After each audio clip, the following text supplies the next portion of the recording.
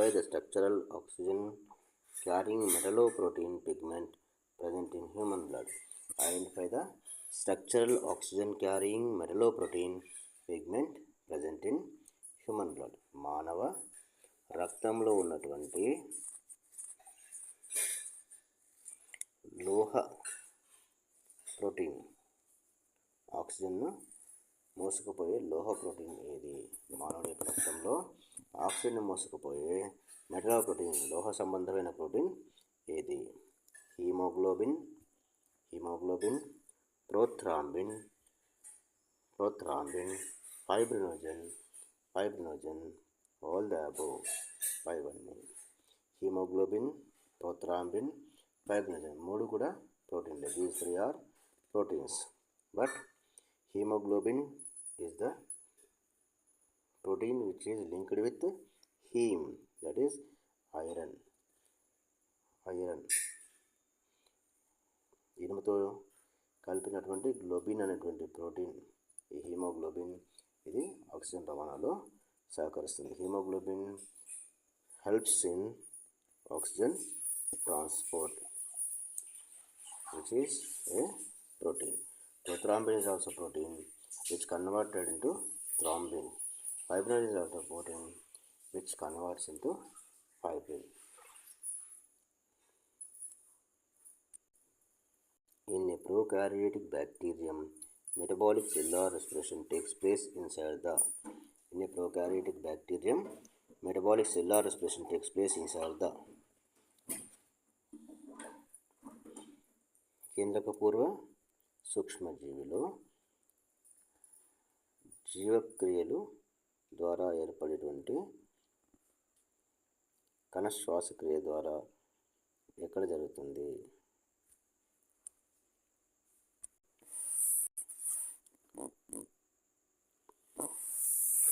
కేంద్రకపూర్వ సూక్ష్మజీవుల్లో కణ శ్వాసక్రియ ఏ ప్రాంతంలో జరుగుతుంది? మైటోకాండ్రియా, సైటోప్లాజం, కణద్రవ్యము, బోత్ 1 and 2. మైటోకాండ్రియా మరియు కణద్రవ్యము, సెల్ మెంబ్రేన్, కణత్వచము. It takes place in cytoplasm. In cytoplasm, cellular respiration takes place in prokaryotic bacterium. కేంద్రకపూర్వ సూక్ష్మజీవుల్లో కణద్రవ్యములో కణ శ్వాసక్రియ జరుగుతుంది. Each mole of ATP molecule upon hydrolysis yields how many calories of biological energy? Each mole of ATP molecule upon hydrolysis yields how many calories of biological energy?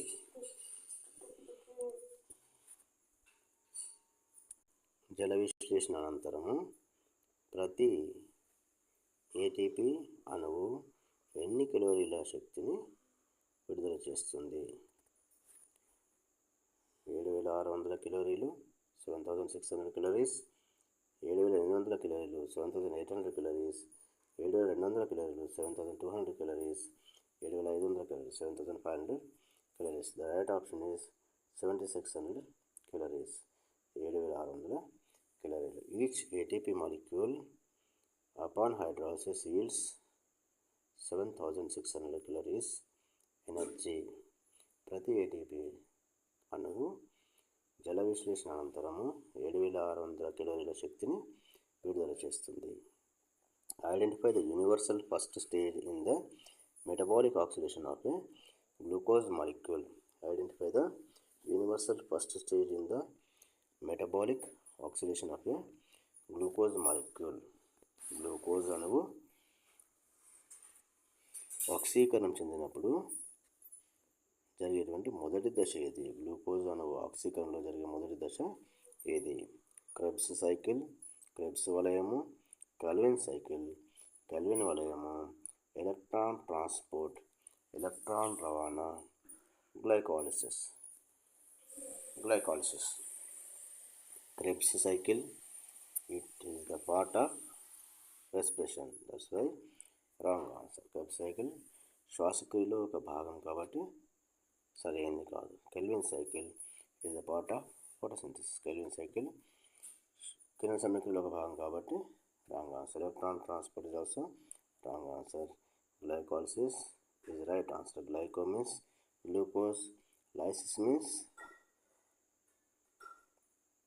dividing. Lysis means dividing. Glucose molecule is dividing into PGA, phosphoglyceric acid. ఒక glucose అణువు 2 PGA అణువులుగా విడిపోవడాన్ని గ్లైకాలిసిస్ అని అంటారు.